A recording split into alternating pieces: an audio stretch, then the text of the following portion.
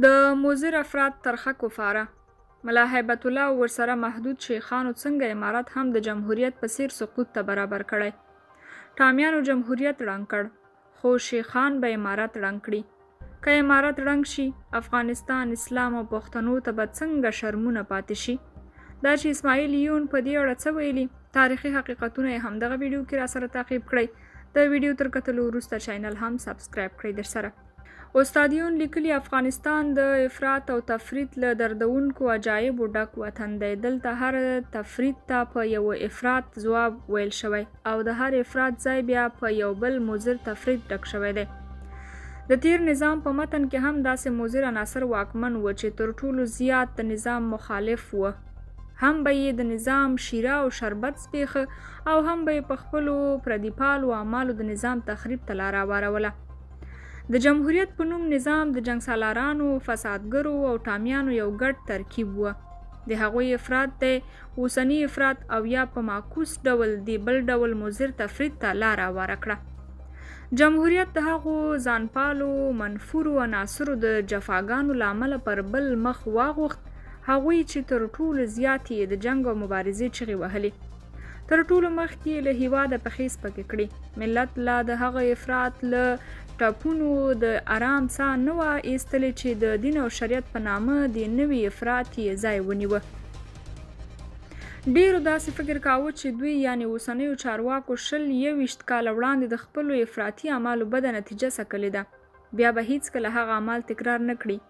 دوی به خپله هم بیا ژمنه او یادونه کوله چې موږ اوس پخه تجربه ترلاسه کړې، خپل تیر عملونه نه تکراروو. خو کله چې د واک پر ګدۍ منګولې خښې کړې تر پخوا هم څو درجې پورته لاړل او ورځ تر بلې لا هم د افراط دا ګراف پورته روان دی. په تیر 1.5 کال کې د حکومت فکري تمرکز ټول د ښځو پر محوریت راټول دی. ښځې د کار، تعلیم، تحصیل او مدني فعالیتونو له حقه محرومې شوي او دا اوسنی افراط داسې یوې پوړۍ ته روان دي چې ښځې د عربو د جهالت تر دورې هم بدتر حالت سره مخامخولی شي. د دغسې یو بدتر حالت د مخنیوي په خاطر ما شخصا په تیر نږدې 1.5 کال کې د اوسنۍ واکمنۍ له ډیرو مهمو کابل میشتو چارواکو سره کتلي او په زغرده مې ورته ویلي چې د دې مضر افراط مخه باید ونیول شي. ډیری خبرې مې ځکه نه رسنیزه کوله. ما ویل که د مفاهمې او قناعت له لارې سمون رامنځته شي دا به د اوسنیو چارواکو او ملت په خیر وي.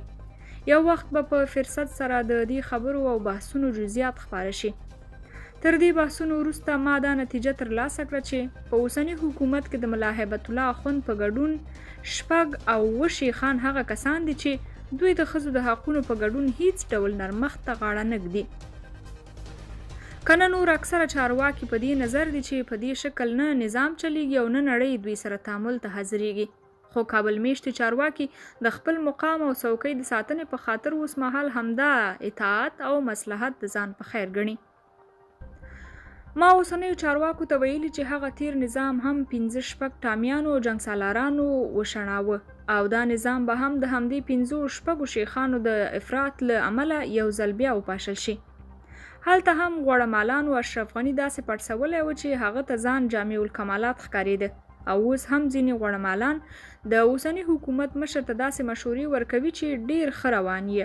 100% کې شریعت تطبیق کړه، د دنیا او نظام کیسه کې مه اوسه، د خدای پر ځمکه د الله قانون نافذ کړه. غوړه د اشرف غني حکومت هغسې ړنګ کړ نو د ملا هیبت الله حکومت به تر هغه هم بدرنګ کړي. د نجونو د تعلیم پر وړاندې لا منطقه دلیلونه یې اول په شریعت پورې وتړل، خو کله یې چې په شریعت کې څرک پیدا نه کړ نو بیا یې په کلتور پورې وتړل. حقیقت خدا دی چې تعلیم، کار او ټولنیز فعالیت د نارینه‌و په شان د ښځو اسلامي او شرعي حق دی. په دین کې نه یوازې د ښځو د تعلیم ممانعت نشته بلکې دا یې یو دینی فریضه ګڼل شوې. خو هر څوک چې د دین په نامه د نجونو دا حقوق مروړوي په واقعیت کې د دین د احکامو او واضحو نصوصو مخالفت کوي. اوس نو یو ځل بیا زموږ ټولنه د مضر افراط په ښکر څوره ده. نه دا نظام په دې شکل چلیږي او نه دا افراط تر ډیره حده دوام پیدا کولی شي. دا دواړه به ختمیږي خو نتیجه به یې څه وي او د هغې نتیجې کفاره به څوک ورکوي. اصلي بحث پر همدې ټکو راڅرخي چې دلته یې ځینو برخو ته په ډیر لنډیز سره نغوته کوم. لومړی، د غني او د ټامیانو د افراط او د خپلې ټولنې له کلتور څخه د ناخبرۍ نتیجه دا شوه چې یو 100 کلن نظام ړنګ شي. دوی د شرمونو پیټی پر شا پر تیښته بریالي شي، خو تر شا ملت له یو ابهام سره مخ شي. 1 میلیون مامورین بې برخلیکه شي، 1 میلیون تحصیل کړي افغانان مهاجرت ته اړ شي او د هیواد د اقتصادي او فرهنګي قشر زیاته برخه هم له هیواده ووځي. په هیواد کې پاتې تحصیل کړي قشر هم په تیر حاکمیت کې د کار په جرم د اوسني حاکمیت تر متروکي لاندې د تیری واکمنۍ کفاره ورکړي. دوهم، اوسنی نظام او افراط یې هم زوال لري. د زوال اسباب یې دوی په خپله برابري. مخالف ته اړتیا نشته او د دوی په پخوانیو مخالفانو کې هم داسې کوم د سړي زوی نشته چې یا دې تر دوی ښه وي یا دې هم په ډاګه د دوی مقابله وکړي او یا دې هم د ولس خواخوږي خپله کړي. خو خپله مشر شیخ جمع 15 نور شیخان جمع د هغه مذهبي پولیس او غوړمالان به یې د دې سبب شي چې د دې نظام کمپله هم ټوله شي. له ولس سره ناسم چلند او له نړۍ سره په ګڼو مسایلو کې ټکر به د دې سبب شي چې دا نظام هم پسې وشڼېږي. خو که دا نیم بند نظام هم ړنګ شو بیا به هم ملت تر ټولو زیات زیان ویني. ملا هیبت الله اخوند کېدای شي د غني او یا هم تر هغه پر خراب برخلیک اخته شي. نور ملایان به بیا کلو او بانډو ته ورشي وشي. یو کم شمیر به یې بیا پاکستان ته پر کډوالۍ بریالي او نور اکثره به یې یو ځل بیا د پخوا په څیر له سختو کړاوونو سره مخ شي. دریو شیانو ته به سخت زیان ورسیږي. اسلام ضد عناصرو ته به د دې پلمه برابره شي چې د طالب په پلمه د اسلام ځپنې بهیر پیل کړي. د افغانستان د هویت، جغرافي او تاریخي ماهیت مخالفین به د دې هویت د مسخه کېدو لپاره مټې رابډ وهي.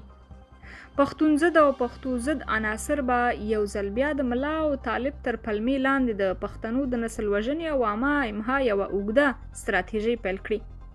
دا هم په داسې یو حالت کې ده چې اوسنۍ واکمنۍ کې یوازې ملا شریک دی، خو د ماتې په تاوان کې مخالفین ټول پښتون شریک ګڼي او کفاره به یې د دې مظلوم او بې ژبې قوم پر اوږو باروي.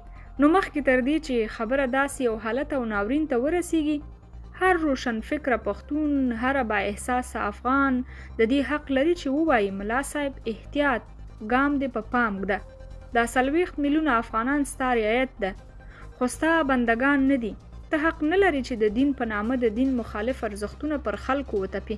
دین ستا شخصي پوله او پټی نه دی چې غېږه ترې راتاو کړي. دین یو الهي ډالۍ ده چې د کائناتو مالک د خپلو بندگانو د سوکالۍ لپاره په وړیا ډول پر هغوی لورولی دی. په دین کې اکراه او سپکاوی نشته. هیڅوک حق نه لري چې د دین په نوم زموږ خویندې تر نامعلوم وخته یعنې تر امر ثاني پورې د تعلیم او تحصیل له حقه محرومې کړي. زموږ هیواد کې همدا اوس هم یوازې په اسلامي علومو کې داسې عالمې خویندې شته چې د ښځو د تعلیم هیڅ یو مخالف ملا ورسره منطقي بحث نشي کولی. کنه دا غز او دا میدان سبا به کابل پوهنتون کې عالمان خویندې او د دین په نامه د هغوی د تعلیم مخالف ملایان په یو مناظره کې سره کېنو چې څوک په ښه ډول د دین استازولي کولی شي او څوک په ښه توګه دین تشریح کولی شي. زه د داسې یو شخص په توګه چې په مسلسل ډول مې 21 کاله له وقفې پرته پر تدریسي چارو تیر کړي، تعلیم او تحصیل د هر افغان لور او خور اسلامي او انساني حق ګڼم او څوک یې چې مخالفت کوي واضحه خبره ده چې هغه د دواړو ارزښتونو ته درناوی نه لري. په دې هم پوهیږم چې زه په داسې یو جغرافیایي موقعیت کې اوسم چې د دې ډول لیکنو خپراوي سر او مال ته له خطره خالی نه دی، خو د خپلو خویندو او لوڼو د روښانه راتلونکي د تضمین په خاطر د دې ډول خطرونو زغمل پر موږ باندې د هغوی انساني پور ګڼل کیږي.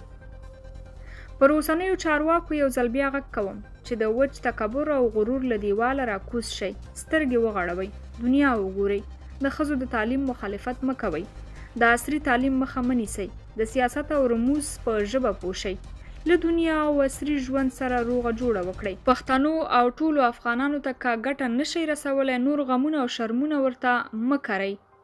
د دین پګړۍ د خپل تنګ ذهنیت له امله پر ځمکه مه ولئ. سر خپل ګریوان ته ښکته کړئ، خپل تیر تصویر یو ځل بیا پکې وګورئ.